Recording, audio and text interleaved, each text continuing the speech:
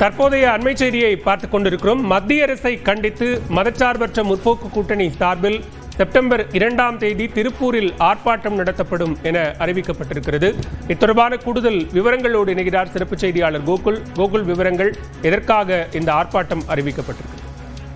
அமெரிக்க அரசுடைய 50% வரி விதிப்பால் கடும் பாதிப்புக்குள்ளாகியுள்ள திருப்பூர் உள்ளிட்ட தொழில் நகரங்களை கண்டுகொள்ளாமல் கைவிட்ட பாஜக அரசுக்கு எதிராக மதசார்பற்ற முற்போக்கு கூட்டணி சார்பில் கண்டன ஆர்ப்பாட்டம் நடைபெறுவதாக அந்த கட்சி மதசார்பற்ற முற்போக்கு கூட்டணியுடைய கட்சி தலைவர்கள் அறிக்கையாக வெளியிட்டிருக்கிறார்கள். இந்த அறிக்கையை அறிவிப்பானது கூட்டாக வெளியிட்டிருக்கிறார்கள். இந்திய பொருட்கள் இறக்குமதி மீது அமெரிக்கா விதித்துள்ள 50% வரி விதிப்பால் கடும் நெருக்கடியும் பெரும் பாதிப்பினையும் இந்தியா சந்தித்துள்ளது. பின்னால் மையமான திருப்பூர்ல கிட்டத்தட்ட 3000 கோடி ரூபாய் மதிப்பிலான ஏற்றுமதி பாதிக்கப்பட்டுள்ளதோடு லட்சக்கணக்கான மக்கள் வேலை இழக்கும் அபாயம் ஏற்பட்டிருப்பதாக தொடர்ந்து அந்த கட்சியுடைய தலைவர்கள் குறிப்பிட்டிருக்கிறார்கள். முதலமைச்சர் அவர்கள்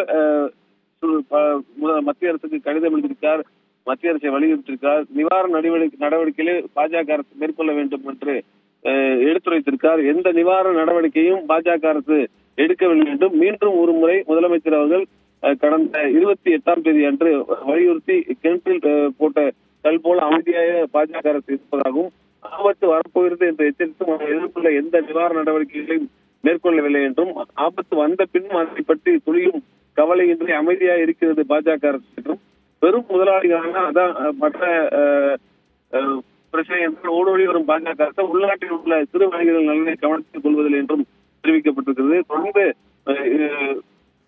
2ஆம் தேதி அன்று செவ்வாய்க்கிழமை காலை 10 மணி அளவுல பாஜக அரசை கண்டித்து மதசார்பற்ற முற்போக்கு கூட்டணி சார்பில் கண்டன ஆர்ப்பாட்டம் நடைபெறும் என திமுக உள்ளிட்ட மதசார்பற்ற முற்போக்கு கூட்டணி கட்சி தலைவர்கள் கூட்டாக அறிவிப்பு வெளியிட்டிருக்காங்க.